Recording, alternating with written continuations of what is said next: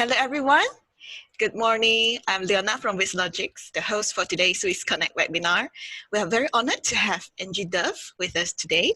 She's the founder of Proof Perfect, as well as the book author with the title of 11 Reasons Why Your Business is Not Growing. So today we'll have her to share with us on the 11 simple marketing tips to expand your business by checking out what are the 11 common mistakes that most SMEs makes as we build a long business. So without further ado, let's welcome Ange to start with us sharing today. Ange, please.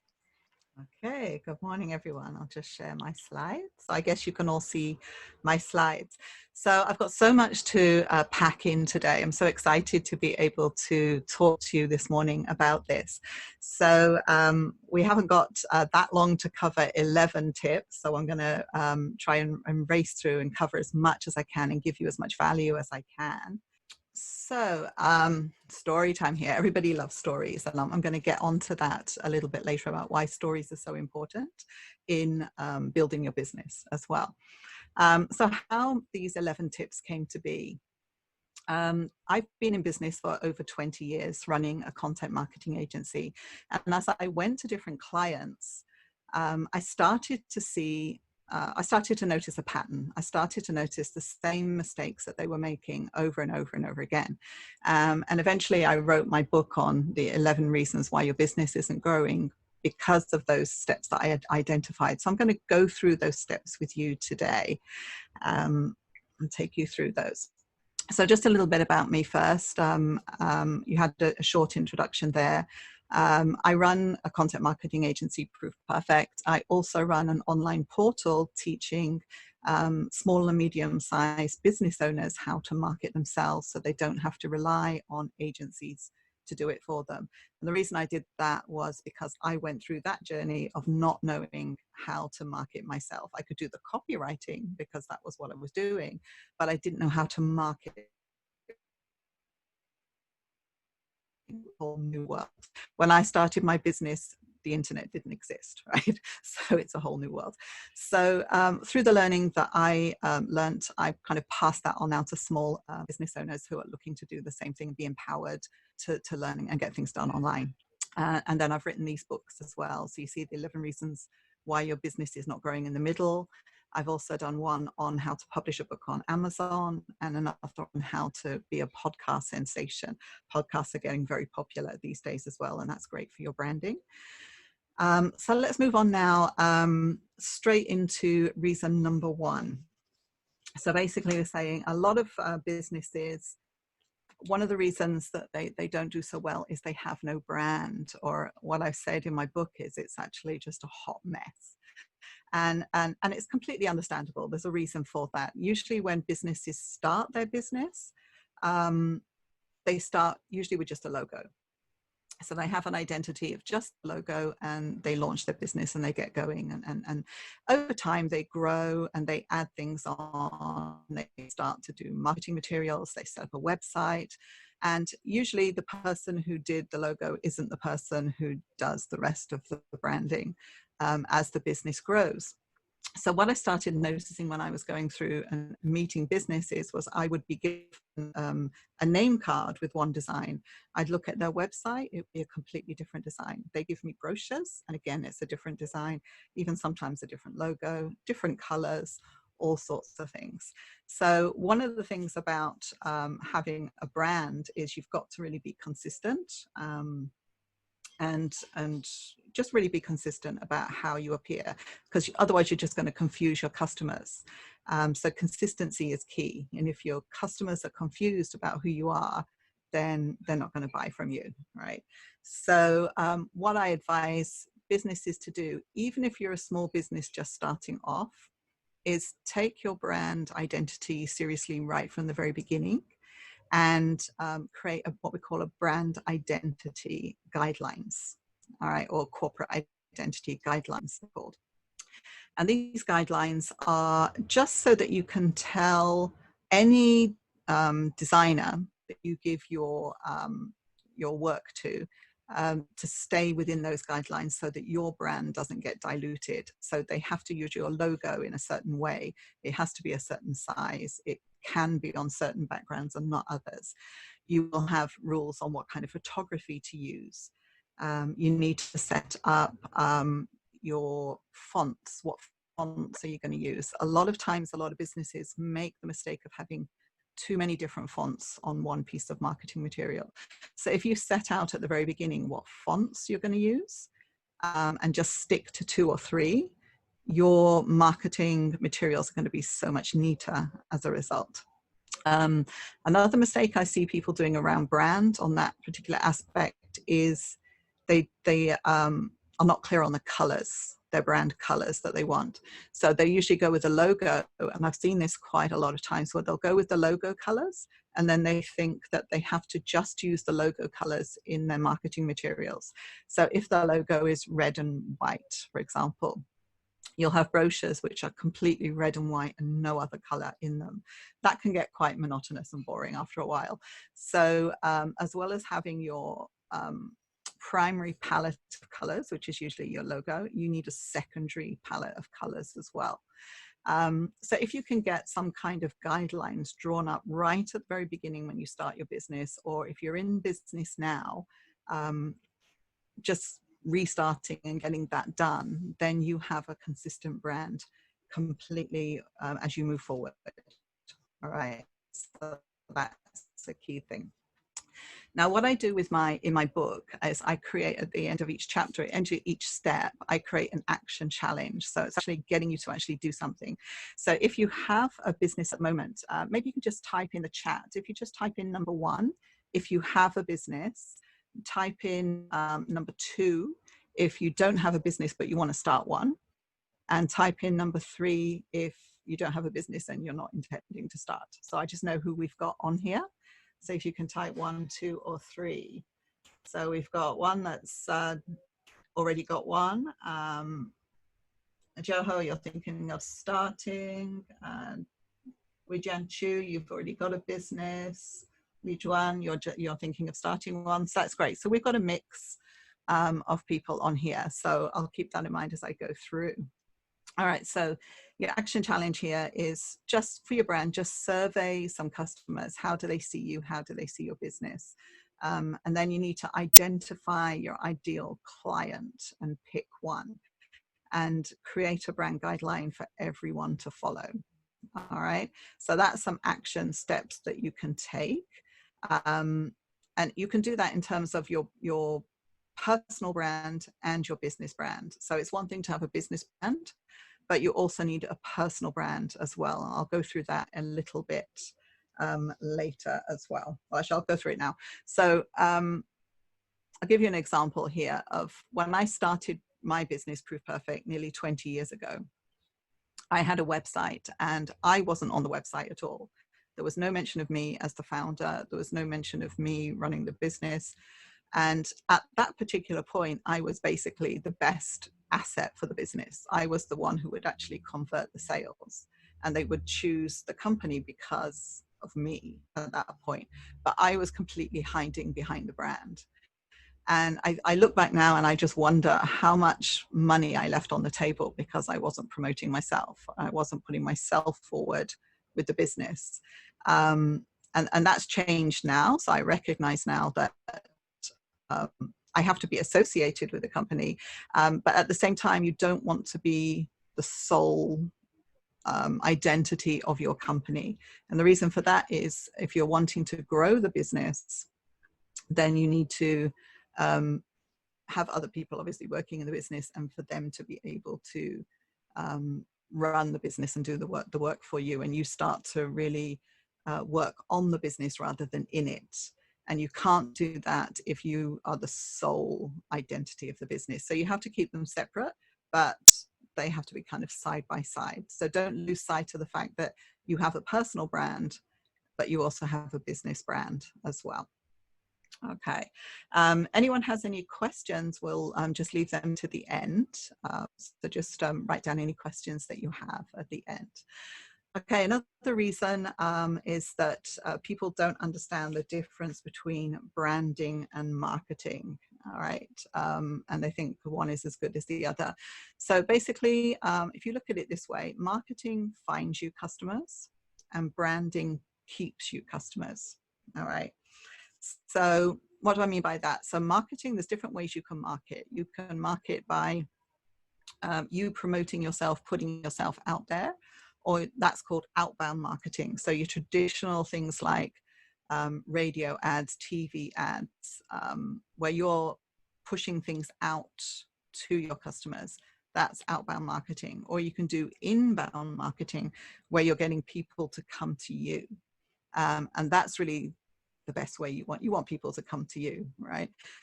Things like Google Ads will do that for you. Or if you're listing organically on Google, that's inbound marketing. People are coming to you rather than you putting it out to them. So they're finding you.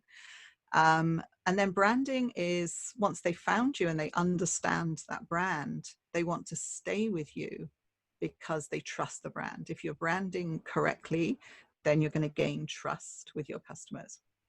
All right, so the definition of marketing is the process of identifying, anticipating, and satisfying customer requirements profitably. All right, so the process of identifying, anticipating, and satisfying customer requirements profitably. You want to address what demands the customer has. So obviously they're not going to buy your services or your products if they don't want them, right? If they have no need for them, they're not going to buy them. So you need to be able to identify and address a particular pain point, a problem, and your product or service will satisfy that gap for them and address that pain. Branding is more the perception that you create. So you're completely in control when you create your brand. You're completely in control of how you want people to perceive you. And as long as you're consistent with that, then that is the perception you're going to get. So it's very powerful that you are, just being aware of that you're actually in control of how people perceive you. And it's really what they say, like branding is what other people say about you when you're not in the room, right? So, and how you want people to perceive you, that's completely within your control, how to do that. Give an example of, we've all heard the example of, you can go to Starbucks and get a $6 cup of coffee, or you can go to a local coffee shop and it's $1.20 or whatever, right? It's a lot cheaper. But that's because really anything that you do with your products or your services, you're not just selling that product or service. It's so much more than that. You are actually creating a customer experience. And through that customer experience, they will decide whether they want that experience or something else, right? So the reason, for example, I would go to Starbucks and I would pay $6 is I can get a comfy chair, I can get access to Wi-Fi, I can work while I'm there, I can get a good cup of coffee, and it's consistent. I know when I go and get the coffee, it's going to be the same coffee or the same tea every time. I'm going to get good service. The staff are always friendly. Okay, so that's when you're on brand. If you keep that brand consistent, people come back because they get comfortable. They know what to expect. All right. Whereas if I go to a coffee shop, a lot of the time, it's in a loud, noisy environment. There's no aircon. It'll be for convenience more than anything else, right? So it depends what you're looking for in the experience that you want, and you will pay for that experience, okay? Just put a 1 in the chat if you can understand that, and you agree with me that you actually are willing to pay more for something just because it's a better experience and not necessarily a better product. Just put a 1 if you recognize that that is true. Yeah, so Wijan Chu, yeah, Melissa's got a 1, yeah, okay. Yeah, okay, so a lot of people there are putting 1s in the chat. So yeah, so once you understand that, you understand how powerful branding can be, that Starbucks can charge $6 and people will pay when actually they could get a coffee for $1. That's a huge difference, all right? And that is all down to branding. And it's all down to creating that customer experience. But what you've also got to remember is you've got to keep it consistent. So there was one time I went into Starbucks, at one particular Starbucks branch, and I walked in and and I actually looked round and just to make sure, am I in Starbucks? Did they change it? and I've just walked in blindly and they've changed the cafe to something else because I was completely ignored by the person behind the counter. And that's not like Starbucks, right? You don't get that usually. So consistency is key. And once you establish that brand and then you break it, people notice. All right, people will notice, and we'll cover that a little bit later on as well. Okay, so action challenge for that particular step is really you want to identify where to find your customer, decide what to offer them, and how can you sweeten the deal? How can you create that customer experience to make it irresistible? All right, how can you do that to make it irresistible? So in order to create that brand, you need to be able to understand your customer. So that comes on to reason 3. A lot of people, they make the mistake of not actually really knowing their customer, or just assuming that everyone's their customer, so they don't have to know. All right, but really everyone is not your customer. If you're setting up a business, or you're starting to set up a business, or you are actually running a business now and you are marketing to everyone, you're not going to be as successful in getting your leads and converting to sales as you would be if you targeted it down to a specific niche. All right. So what do I mean by that? So if you're running a business where, like mine, okay, I run a content marketing agency. Now I can say every business needs my service. Every business needs my service. And that's true. In reality, every business does need my service, but some wouldn't be able to afford to pay as much as others, things like that. And also when I market to, if I market to an MNC client, a multinational company, and I advertise to an SME, my messaging is going to be completely different because they have different needs. My multinational company just wants me to execute what they've already planned. The small medium business will probably want me to plan everything for them. So it's a very, very different scenario, and they have different pain points, they have different needs. So if I sent the same marketing message to everyone, nobody's going to respond because they'll think it's not for them. So you've got to think of that as well. Even if you do offer your service to multiple people, you've got to think of how are you going to send a different marketing message. You've basically got to devise a different target audience for each area and a different marketing message for each of them.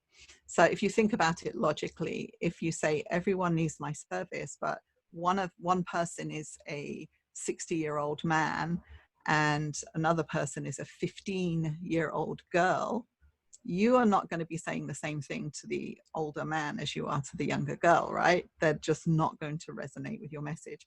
So you have to communicate to them in their terms. So an example I have of that is I'm just, this week I've been consulting a company and I've been working with the business owner to systemize the business, to create these systems for the business. And he's got some interns in the company at the moment. So we're working with the interns to run some marketing campaigns. So we're creating all these tasks for them to do. So he's created a WhatsApp group for them. And on the WhatsApp group, we're communicating and they're replying. And I say to the business owner, I don't understand what they're saying because they're talking a completely different language. These are like 17-year-old kids and they're sending these messages and I'm saying to the business owner, what does that mean? And he's like, I don't know. So you've got to be aware of the different communication that people expect, and you're going to be speaking a different way to one audience than you will to another. So if you target everyone, actually you're going to be targeting nobody. All right. So action challenge number 3 would be you need to document your ideal customer. So that means you really niche down into, for each of your different segments, you want to niche down one particular customer that you can visualize in your head. You put a picture of them, you give them a name, you write down all of everything about them, their demographics, their family, their lifestyle, their interests, their income, you know, what they like to do, where they like to go, so that you can really understand what they are, and then write down all of their pain points. What's missing in their life that you can actually address in your business? What pain point are you addressing that they can't get elsewhere? And most importantly as well, and this is what a lot of businesses miss out, is you also want to document who you don't want to work with, who are not your clients. This is especially important in the service industry. So you need to be able basically to qualify your clients. So if you don't know who your client is, you're not going to be able to recognize when the wrong one walks through the door. So you need to be able to qualify. So over time, as you build your business, you'll be able to recognize when you document these two extremes. This is my ideal client. This is a client I don't want to work with. You will then be able to see the warning signs for a client you don't want to work with and be able to cut that short straight at the beginning. And you'll be able to hunt down your ideal client, if you like, or rather you want them to come to you, as we'll go through that more in the marketing. But it's really important that you know who your customer is and you know who you can serve, and you just serve them. And it comes down to not wanting to please everybody, because if you try to please everyone, you're going to end up pleasing no one. So you want to just focus on just those people that you can serve, and you ignore everybody else. So your marketing message is not for everybody else. It's just for that niche. All right. So that's an action step to do. Reason number 4, you think social media is just for being social with friends. Okay, I don't think that this is this audience, but I'll just quickly go through this. I've had some business owners tell me, especially older business owners, telling me, no, we don't want to be on social media. And part of that is that they are scared of bad publicity, because you see all these trolls out there, and it's hard then to manage that bad publicity. And other parts of it is they just think that it's just for being social. It's a silly thing. Why would I want to be on Facebook, or that kind of thing? Why should I put my business on there? But in reality, your business has to go where your customers are, where your customers hang out. So part of understanding your customer in reason 3 is so that you can find them in reason 4. Where are they? And a lot of them will be on social media. And one of the things I hear a lot for businesses, no, I don't want to be on Facebook because I'm business to business. I'm not business to customer. And I've always kind of not really understood that when businesses have asked me, do you have experience in writing B2B? As opposed to writing B2C, business to customer. And for me, it doesn't matter if it's business to business or business to customer. It's human to human, because at the end of the day, your marketing message is going to be read by a person, not a business, right? It's a person in a business. So yes, you're addressing the business needs, but the person reading it has to understand this applies to my business, or the business I'm working in. Our business needs this. So just think of your communication all the time as being human to human. And then you kind of avoid this issue of not wanting to be on social media. And let me give you an example also of how social media can actually, yes, you can get into trouble if you have bad publicity, but you can actually use social media to make something bad turn out good. So an example of this was a few years ago at Christmas.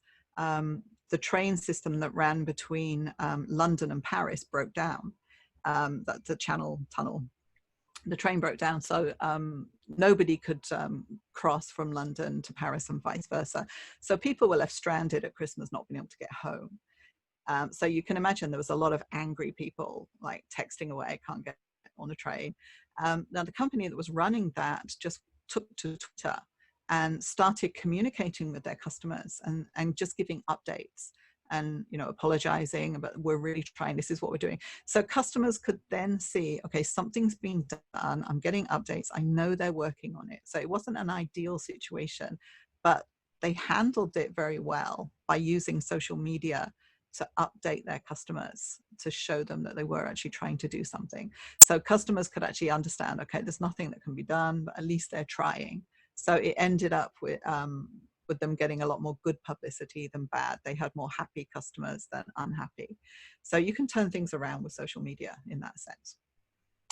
So action challenge would be to pick a social media platform and get good at it. Just choose one. Again, one of the mistakes people make is trying to do too many at the same time. Just choose one that you really want to be seen on, and then plan your calendar of posts daily to speak to that one customer that we've identified.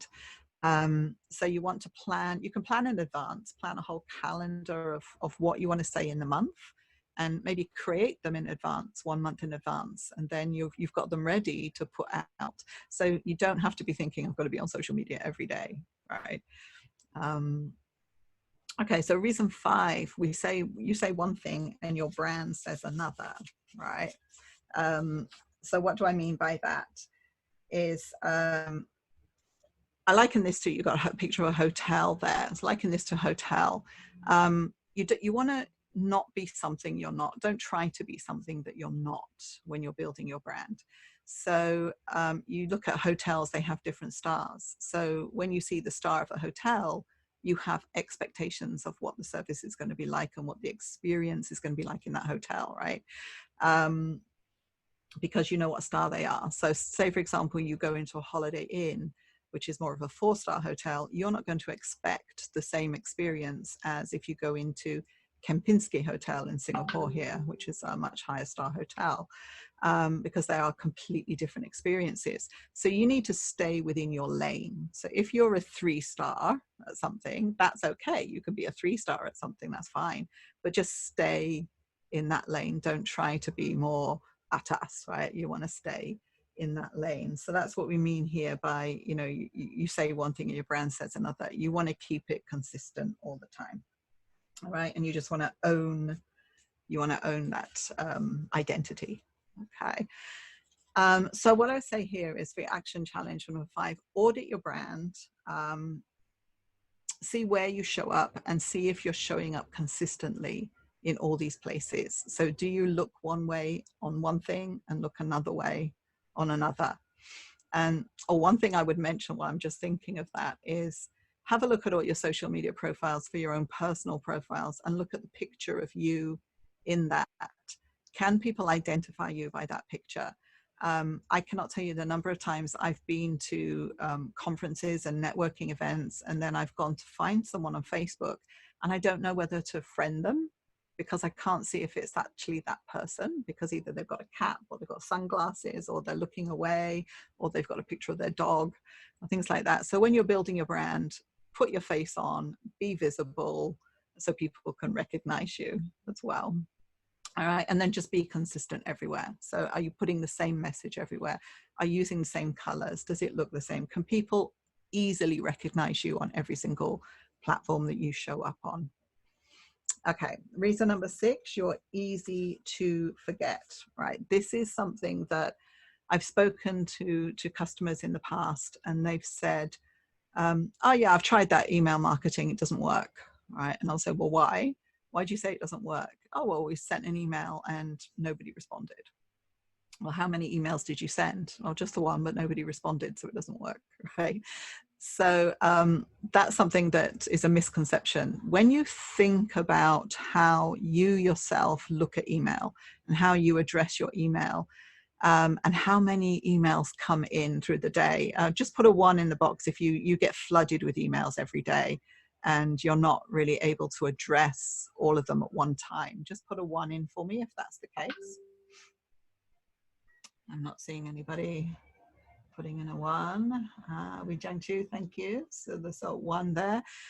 So a lot of the times, we are busy, and if you have a lot of emails coming in and messages coming in, you're not going to address them all in one go. And even if something comes in that's a cold email, and it's something that you're interested in, I mean, I do this all the time. I see something, I think, oh, I must go back and have a look at that, but I haven't got time to look at it now. But I shove it somewhere to look at later. But then I never go back and look at it because I'm still too busy. So life goes on. But I was actually interested in that thing, but then I forgot about it. If that company never markets to me again, if they never send me another email, they're never going to get my business, but I was actually interested. All right. So just think about that as you're building an email campaign. How many people are you turning away because you weren't persistent enough at sending messages to them? So you want to be getting in front of them at least 7 times before they'll even look at you and begin to trust you. And when you think of when you're sending emails, not everybody's going to need your product or service at the time the email goes in. But they'll be thinking, okay, when I do need that, I'm going to use this. I'm going to get in touch with these people. But they'll forget about it. So if you don't keep marketing to them, if your marketing isn't consistent, you're not getting your name across their desk often enough, they will forget you. And when they need your service, they'll go to the first available similar company that they can find, and they'll have forgotten about you. And this is so true. I do it for my business. When I send out emails, mass emails in my business, it's amazing how many people actually respond that kind of say, oh, I'd forgotten you existed, but yeah, I need your service now. Right. So it does work, but you have to be persistent. You have to be consistent. And you can't just assume that because you've tried once and they didn't see it, that they're not interested. You've got to cut through the noise. Okay. So they say, right, he who shouts loudest wins. And it's true. It's not, or usually the people who win, the people who get the most business are not usually the ones that are the best at what they do. They're the ones that are the best at marketing. They're the ones that they're the ones that put their message out the loudest. So one email is never enough. All right, you've got to keep going, keep going, keep going. So action challenge 6 is to brainstorm ways you can get in front of your customers more often than you are now. How can you get in front of them? What touch points can you use? Can you do a newsletter? Can you invite them out for lunch? Can you do a networking event? What kind of ways can you get in front of customers? So reason number 7, you have no wow. Okay, no wow. What do I mean by no wow? Basically, what we're saying here is that your customer needs to understand why they should choose you above your competition, right? So you're always going to be in competition with people, and competition is healthy, it's good, but you need to become wow in front of your customers so they don't want to go to the competition. And the way to do that is to communicate your value proposition. What is it that you do, and why should your customers deal with you rather than someone else? Now, this is one of the hardest things to actually write in your marketing, is this value proposition message. You should keep it short. It should be a very, very short message. And because it's short, it's difficult because you need to pack everything in that they need to know. All right, that will actually understand what it is you do. Because if you can't communicate what you do, you're going to lose that. People have very short attention spans, so you're going to lose them. And I would put your value proposition on your banner of all your social media pages, including LinkedIn. It's amazing the number of people that have a blank LinkedIn banner. People tend to do it with Facebook more, but usually they'll just put a picture. Put your message on your banner. You'll see on my Facebook page, my message is on my banner. On my LinkedIn, I've got a message on my banner. So use that important piece of real estate. You know, it's at the top of your page. Everyone's going to look at it when they go in. So put your message, your value proposition, what you do. So for example, for mine is there is an audience for you. I help women build and run a purposeful, profitable business. All right, that's my value proposition. I'll give you another one from Evernote. I don't know if you know, Evernote is an app where you can collate all your bits and pieces and save things in one place. So they've got a very good value proposition. Their title is feel organized without the effort. So that's an obvious value there. Without the, I don't have to work. This is great, right? Feel organized without the effort. So Evernote helps you capture and prioritize ideas, projects, and to-do lists so nothing falls through the cracks. All right, so that's an excellent value proposition. So you need to focus on what your customers' pain points are, how your product and service addresses those pain points, and communicate that in your value proposition. All right, so your action challenge there would be write out a simple value proposition. Who do you serve? Why? What are the benefits? And why are you unique? All right. It's the hardest thing you'll ever do in marketing, this, I promise you, right? Okay, so number 8, you don't see the difference between copy and content. This is just really to clear up a bit of a misconception. What is copy? Copy basically is everything that is written down in any of your marketing materials. That's copy, whether it's on your website, it's a brochure, it's an invitation, whatever. Copy is anything that's written down. Content is really more the educational stuff. Let me go back. Copy also, the purpose of copy is to sell. All right, you want to convert an interested visitor to a buying customer. So everything about copy is really positioning your company, your product, your service so that people will buy it, right? So it's working hard for you.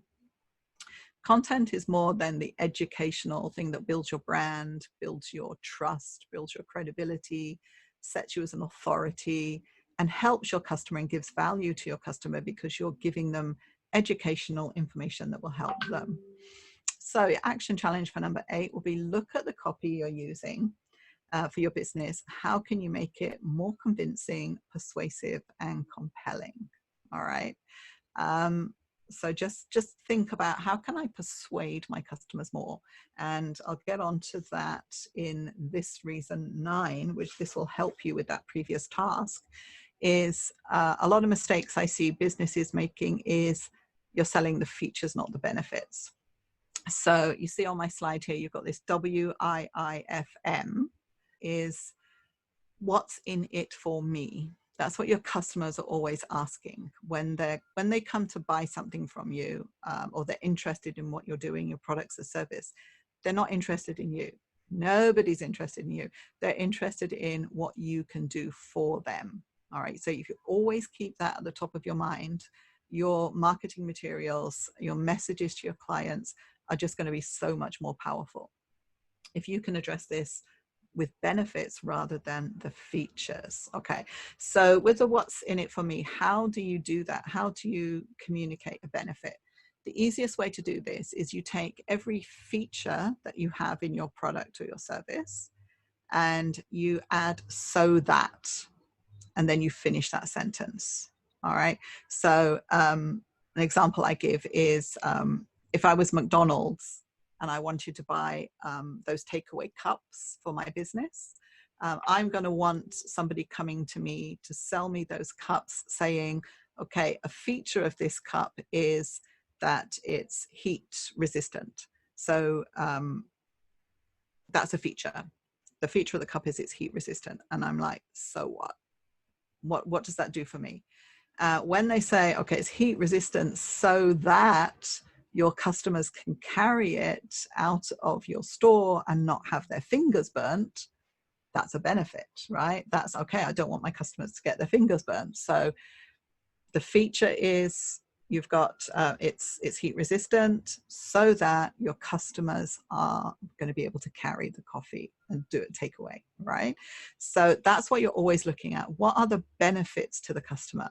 They don't want to know how it's built. They don't want to know why it's built. They don't want to know that story behind. They just want to know what it can do for them. All right. So your action challenge for number 9, list all the features. So you want to do a table, list all the features of your product or service. And then on the other side, or in the middle, put so that, and on the other side, put your benefits. Why did you have this feature? Why did you put this feature into your product or service? So that, how can your customer benefit from it? So if you take the time to do that, it's going to make all of your messaging so much easier. All right. So then you want to, list each feature, list the benefit, and link them with so that statement. Okay. Reason number 10, you aren't capitalizing on social proof, right? So what do I mean by that? When you are putting out your own marketing messages, obviously it's from you. So obviously if you say you're the best, right? But people are not necessarily going to believe you're the best because you're putting it out there. But if you have a customer saying it for you on your behalf with testimonials, then if they can see that from other people, that other people have had good experiences, then you're showing that social proof. You're showing that what you've said is actually true. So you can do that through getting testimonials from your clients. It can be written testimonials. Video testimonials are excellent because obviously there's no disputing a video testimonial. You can show on social media with behind the scenes looks at your business and how you're treating clients. You can do case studies on how something's gone that shows you in a really good light. As long as you're showing proof that you've done what you say you do in your marketing, then this really helps people to trust you more. So you want to compile written and video testimonials for your clients.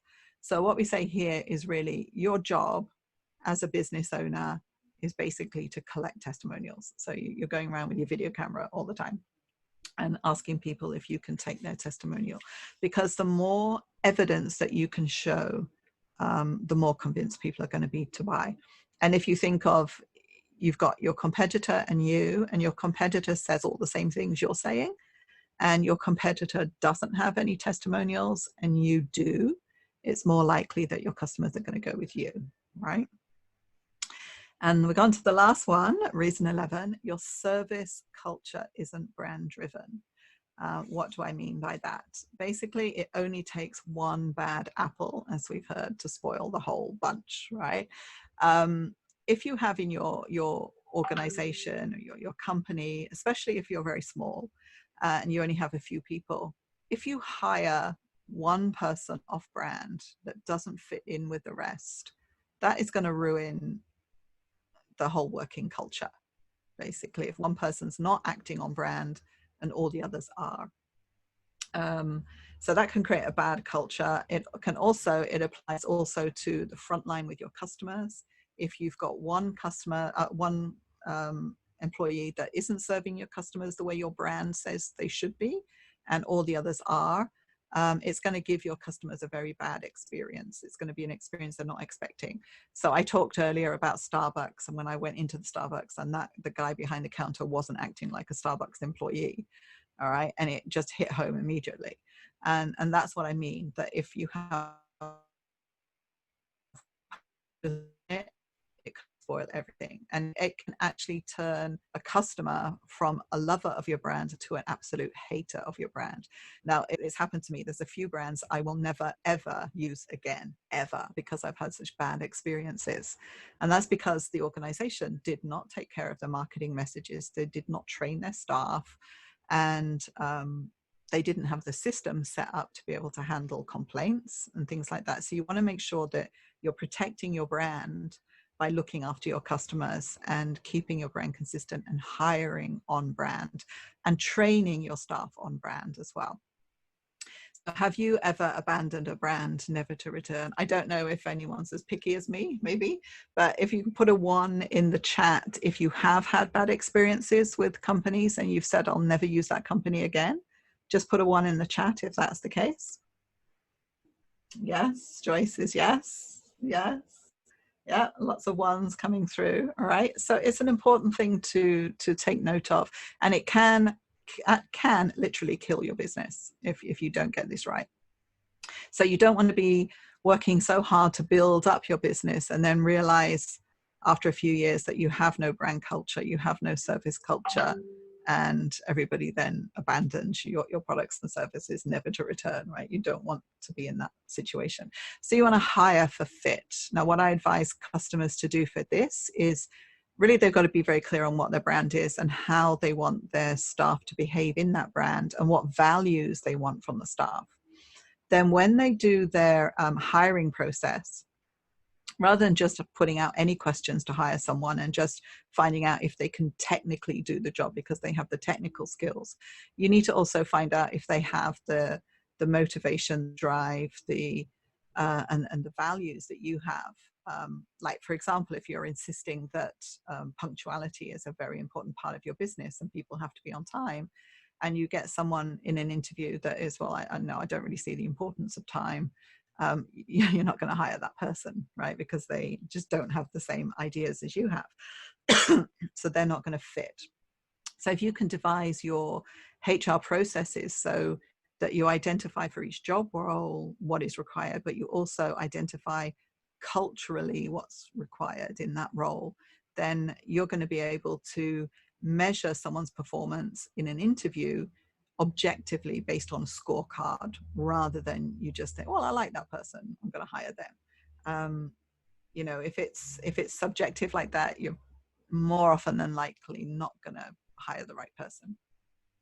So your action challenge number 11 is, even if you're just starting out, and even if this sounds like it's a huge thing and this is for bigger companies, my advice is do this now. Do this while you're still starting, and have these systems in place now, so that when you grow, and if you grow very fast, you're able to catch up and you're able to still handle this. So write a job ad for each position for your company, and each imaginary position. If you haven't got, if you're the only one running your company and you're filling all the positions, still write a job description for each position, even if you're the one doing it all, because eventually as you grow, you're going to put people in those roles.